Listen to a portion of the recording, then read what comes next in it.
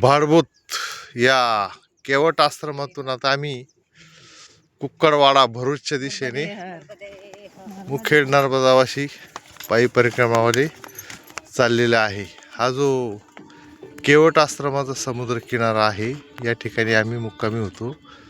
इथूनच राम, लक्ष्मण आणि सीता ज्या केवटाने समुद्र पार करून दिला त्या केवट आश्रमामध्ये सर्वांना जेवण आणि मुक्कामाची सोय असते.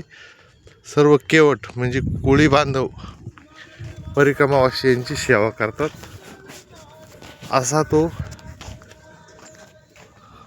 प्रसिद्ध असा आणि धार्मिक महत्त्व असलेला ज्या ठिकाणाहून राम, लक्ष्मण आणि सीता हे ज्या सागरातून पार झाले पंचवटीकडे, तो हा किनारा आणि तो केवट आश्रम